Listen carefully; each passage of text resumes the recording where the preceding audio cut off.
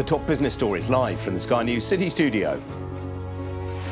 Tata Steel announces nearly 3,000 job losses as it plans to close 2 blast furnaces in South Wales. A shock fall in retail sales in the key December shopping period revives fears of a possible recession. Plus, the chief executive of Centrica tells Sky News that the company favours scrapping the daily standing charge paid to energy suppliers.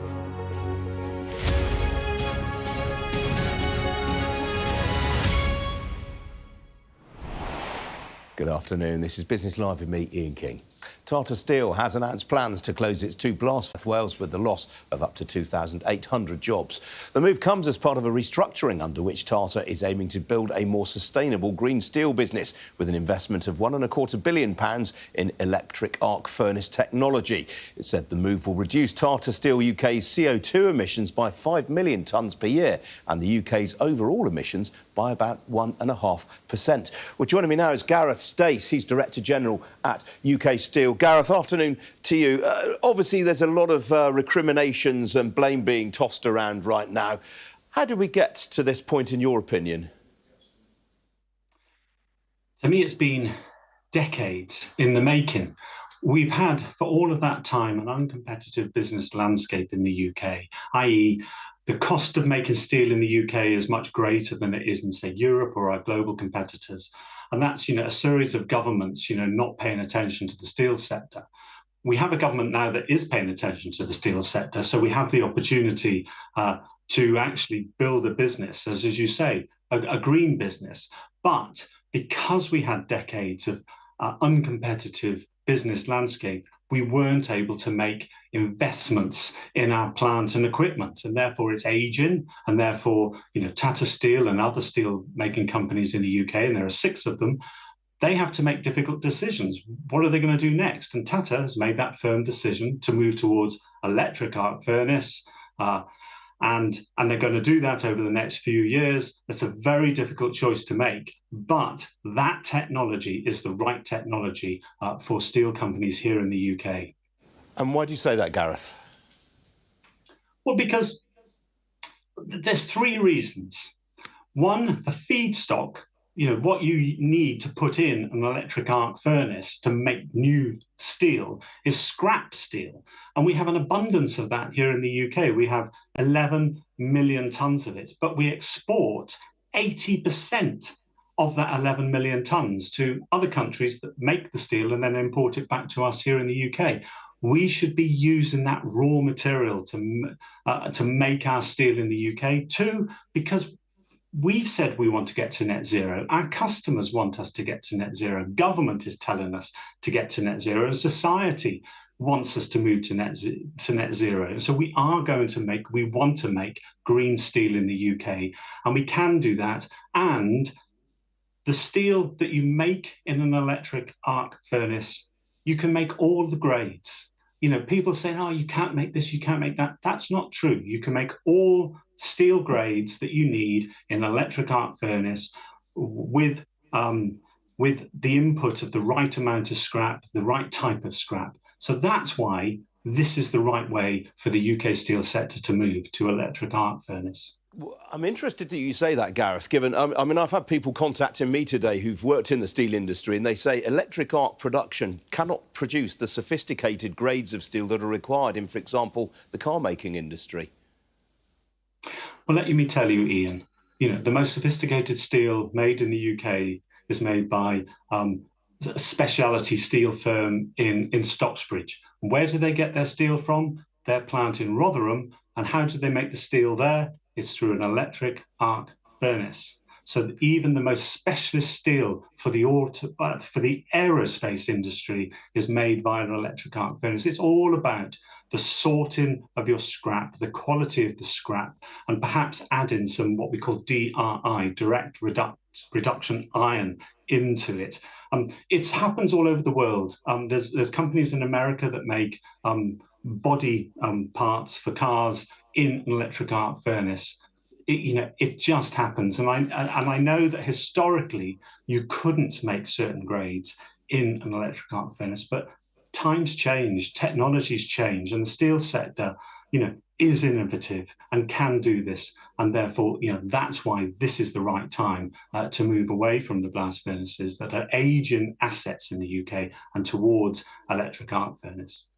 I mean, the union was saying that they wanted Tata to keep one of the blast furnaces open for another 8 years. It would have cost Tata another £650 million, I think. From what you're saying, you don't think that was ever a starter? Well, I can't speak for Tata, but they would have, had consultants pore all over this, and yet they still came to the decision that it's electric arc furnace and not to try and extend the life of the blast furnaces, of the coke ovens, as you say, at the cost of whether that's 600 million, 700, or even £1 billion. They could be investing that amount of money in addition to the £1.25 billion they are making in better and bigger electric arc furnace. Why would you spend the money on the old technology that you're not going to use in the future, only to extend the life of something that's already nearing or at the end of its life? OK, Gareth, we have to leave it there. Appreciate you joining me today. Thank you. Thank you. Bit of breaking news to bring you that's just reached us. Norfolk police say 4 people found dead at a house near Norwich earlier today were 2 young girls, a 45-year-old man and a 36-year-old woman from the same family. Police say that officers forced their way into an address in Costessey shortly before 7 o'clock this morning, following a call from a member of the public. We'll have more on that throughout the evening here on Sky News. Now, UK retail sales volumes fell unexpectedly sharply last month, raising concerns that the economy may have ended 2023 in a mild recession. The Office for National Statistics said that sales volumes in December were down 3.2% from November. That was worse than the 0.5% drop that economists had been expecting and represented the worst monthly fall in sales volumes since January 2021, when the last of the UK's 3 COVID lockdowns was imposed. Well, within that, non-food sales volumes fell by 3.9%, while food sales volumes fell by 3.1%. It all meant that for the year as a whole, sales volumes fell by 2.8%, making 2023 the worst year since 2018. Well, joining me now is Victoria Clark, UK Chief Economist at Santander. Victoria, good to see you this afternoon. Good to see you. The retail sales figures are notoriously prone to revision, and this is so out of kilter with expectations. Is there a chance this is a road number? It was a huge surprise, and there is always scope for revisions in these numbers, but it's so weak that I think that there's something in it, and it seems to be that part of the noise might be just something that gets revised away, and part of the noise is just that the story for retail sales has probably changed. People are shopping at different times of the year, and the way that the statistics can deal with that is it's tricky. So what it means is you're getting big swings up and down in the numbers month to month. So it's also perfectly possible we see a big swing the other way in January. That's very interesting. I mean, the November figures were themselves revised higher today. I mean, that kind of feeds into the narrative that people were shopping early for Christmas, and obviously the Black Friday promotions were very, very strong for a lot of retailers this year. Yeah, I think that's fair. So exactly that. One, Black Friday is encouraging people to be a bit more savvy about their spending and get in there in November. And I think the other thing is the squeeze on living standards, which for many people is also encouraging them to spread their spending for other reasons other than Black Friday. So what it means is that you've had a stronger November. We thought at first glance November might have been strong just because October was so wet, but it turns out probably November was strong as well because of this reprofiling of people's spending. So it looks gloomier than it is, I suspect. It does, though, probably mean that we had a drop in December GDP, and that will probably be enough to put the UK into a recession. Well, you've kind of answered my next question. I mean, yeah, we're told, I think, that it's going to clip something like 0.15 percentage points from December GDP. You think that's enough to tip the balance? It's material. Now, I think that people are spending more strongly in other areas away from the high street. So the bit that we're now waiting to hear is how much was spent on things like entertainment, restaurants, where the early steers suggest that spending there has been a bit stronger. So I think people are spending in different ways. But taken at face value, it is not a great omen. And as I say, if you just chuck that straight into your forecast without pushing restaurants, etc. up, then, yeah, it certainly does suggest that we could have that unhelpful badge of recession there. But you are expecting a rebound in January from what you've been saying? It looks as if January will be better, that's right. So I think that we probably will see retail sales recover a bit in January. So, you know, it's noise in the numbers. Does the recession, you know, really change the underlying story of what the economy is doing? No, not really. I know we focus a lot on it, but really, actually, you know, the picture is one of stagnation. And I think that carries on into January, noise or not, in the retail sales numbers. Yeah, I mean, 27 million of us get a pay rise this month via the national insurance cut. Does that move the needle particularly? It helps, but there's other important tax changes, income tax thresholds in April, which, you know, will work for many people the other way around. So I don't think the squeeze is over. And, you know, I am pretty wary that consumers are going to be still under pressure for another 6 months. So we're all looking at what the next big thing is that can come forward and help ease the pressure. And perhaps that's interest rate cuts, which, you know, if inflation keeps falling, should be something on the table for the UK economy in the second part of this year. Yeah, we shall see. Victoria, always good to see you. Thanks for joining me today. Now, the chief executive of Centrica, the parent of British Gas, has told Sky News that the company favours scrapping the standing charge. Well, the daily charge is paid to energy suppliers to cover fixed costs, such as wires, pipes and cables, as well as staff and buildings. A consultation by the energy regulator Ofgem on the future of the standing charge, which is levied regardless of how much energy a consumer uses, closes today.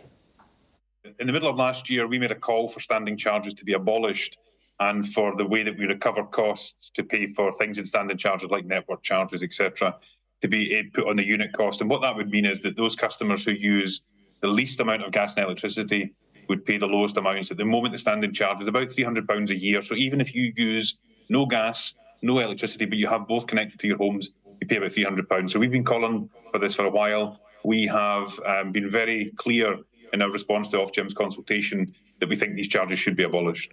You've seen an increase in bad debts. I know you've got figures coming out, so you may not be able to tell me. Can you give me an idea? I can't tell you exactly how much, but it's a substantial increase. It will be a 9-figure sum in sterling, and we've seen an increase in bad debts as people have been struggling to pay their bills. It has been expected, though, because as you've seen inflation come through the entire economy, cost of everything has gone up. So it's not entirely unexpected.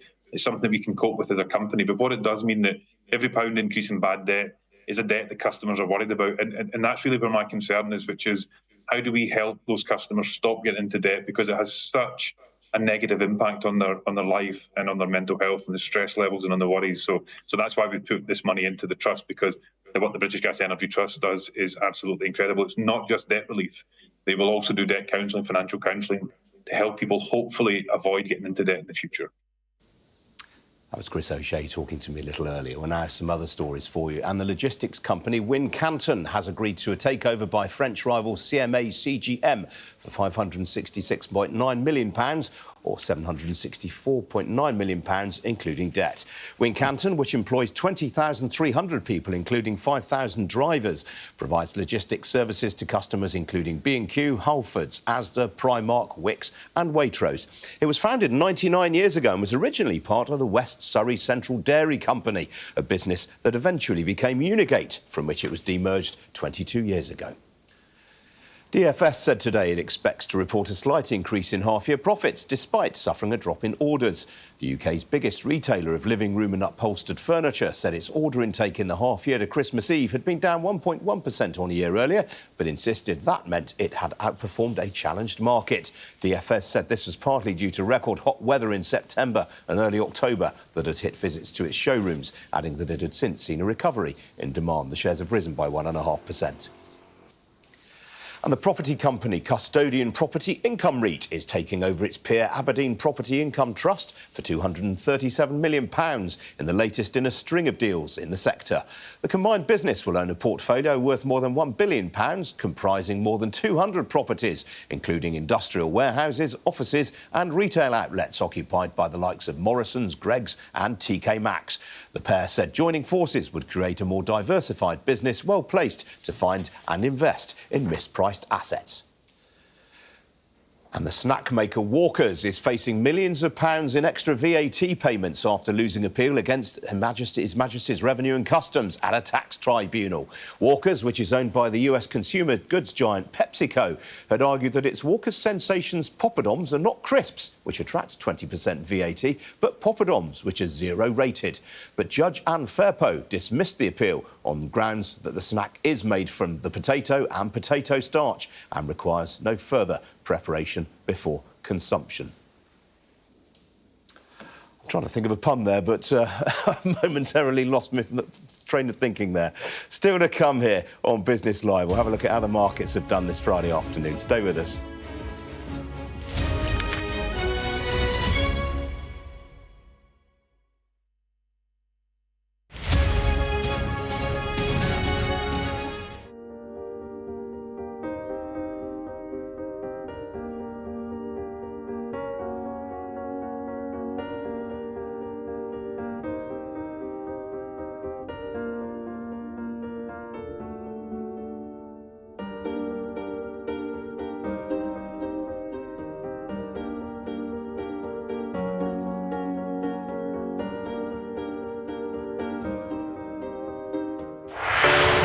Big stories don't always come from big cities.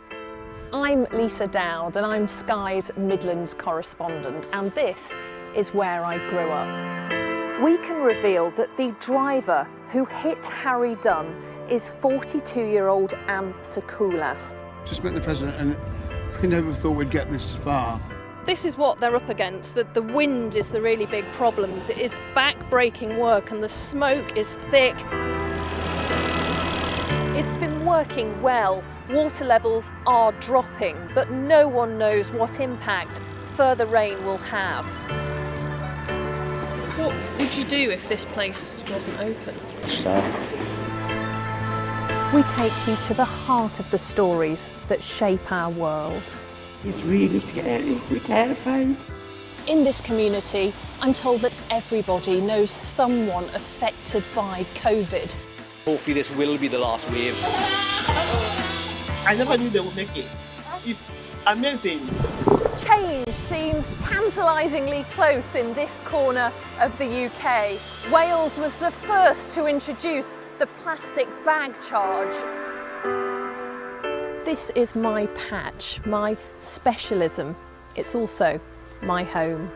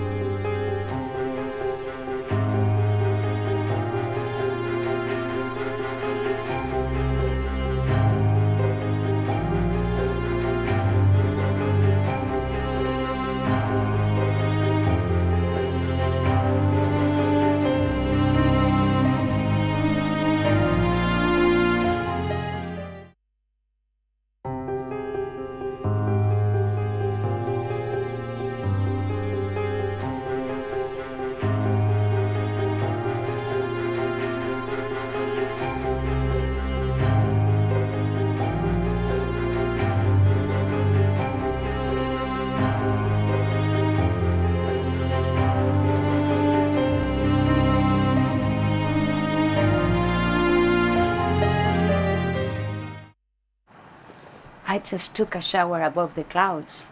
You know why? Because this is the Emirates A380.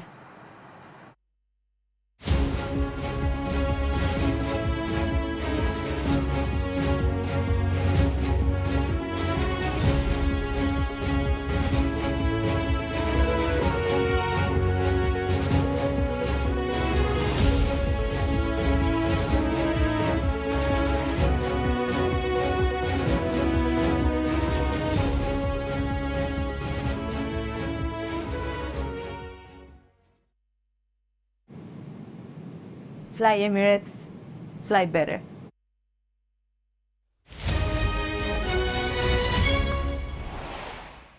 Well, the pound has fallen on the weaker than expected retail sales figures.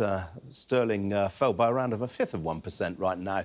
It's off a third of 1% now, nearly against the dollar, off by nearly half of 1% against the euro. The dollar, meanwhile, it is a day of dollar strength. It's on course for a second consecutive weekly gain against a basket of currencies.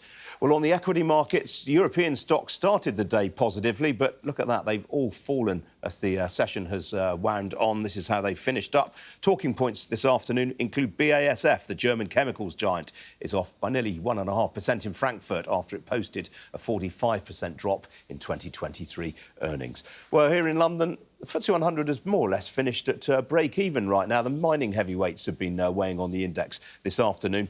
In terms of the percentage fallers, the leader is Ocado, which had a trading update earlier this week. It's actually trading at a two-month low this afternoon, off from 3.5%. To the upside, the leading percentage gainer is Flutter Entertainment, the owner of Paddy Power and Betfair. That's up another 3%, following yesterday's trading update, which was good enough to put it up by 16%. Outside the FTSE, the advertising and marketing company 4imprint has surged 11% on news that profits will be better than expected, while Watches of Switzerland has attracted a bit of bargain hunting after yesterday's heavy sell-off. It's finished up 2.75%. To the downside, Wizz Air has fallen by just over 4.75% on adverse broker comment. Over on Wall Street, the main stock indices have opened to the upside, with the chip makers leading the way following a trading update from the server maker Supermicro Computer, which has jumped 32%. Insurer Travellers is another feature. That's up 4.5% on a trading update. As for the oil price, well, it's edged higher. It did. Look at that. It's in negative territory now. There's a bit of a US cold snap. It is going to finish the week higher, I think, despite that brief sell-off. A barrel of Brent crude currently changing hands at $79.05 a barrel. That's more or less unchanged, it must be said. Well, joining me now is Freddie Cahoon, the investment director at JM Fin. Freddie, good to see you this afternoon. One that's caught your eye today is AstraZeneca, obviously one of the big guns of the FTSE. What's been going on there? Yeah, as you say, it's one of the largest constituents of the FTSE 100, and it announced a good announcement today. It's had one of its drugs approved by the Japanese regulatory authorities. Now, the focus for us here is it's a rare blood disease drug, and it's already been approved in America and the European areas, but what's key for us is that it's coming out of its rare disease business called Alexion, which they bought in 2021 at quite a steep price of 39 billion. So it's really good to see that business is now bearing fruit with some good drugs coming through. Yeah, there was a lot of scepticism about that acquisition at the time. Yeah, absolutely. It looked like a very, very high price for a potentially high growth but quite risky business. They've obviously put a lot of investment in to it as well since the acquisition. And the company has made 7 billion of revenue in 2023, so it's paying back Astra quite nicely. Now, we were talking about the retail sales figures earlier on, but what I struggle to get my head around is the fact that most of the trading updates we've had have been pretty good. I mean, with the exception of, say, Watches of Switzerland, Superdry, maybe JD Sports, everyone seems to have beaten expectations and, by and large, grown sales. How do you reconcile that with what the ONS have told us? Yeah, indeed. And supermarkets have had pretty good results as well. And actually, in the ONS figures today, we saw that department stores and toy stores were some of the biggest fallers with regards to sales volumes. And it is a good point. You said, Marks and Spencer had pretty good results. The shares did fall on the back of the results, more like a sort of travel and arrive scenario. Yeah. And actually, next week's important because you've got AB Foods reporting, and they're Primark. So we'll see whether any of that is going to feed into their numbers. But you're right. I think consumers are being quite savvy in terms of what they're spending their money on, quite happy to buy good value and bargains, I would suggest, and holding back some of the slightly higher ticket purchases. I guess the one that we haven't heard from is John Lewis. And if department stores, according to the ONS, are struggling, then potentially they might be in a bit of bother. Well, indeed. And they haven't had a particularly easy couple of years since COVID. They've certainly gone through their problems. But they will be very interesting to see how they've traded through Christmas. They are one of the bellwethers on the high street, so that will be a key focus, yeah.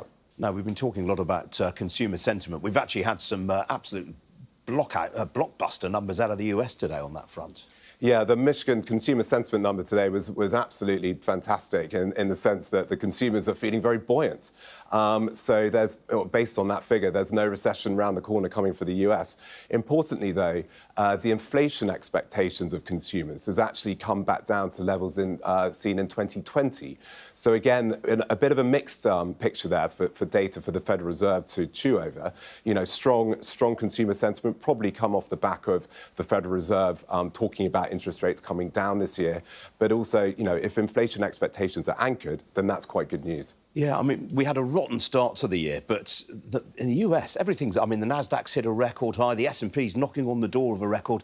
You know, there's an old saying, isn't there? The market wants to go higher. It just feels that way in the US right now.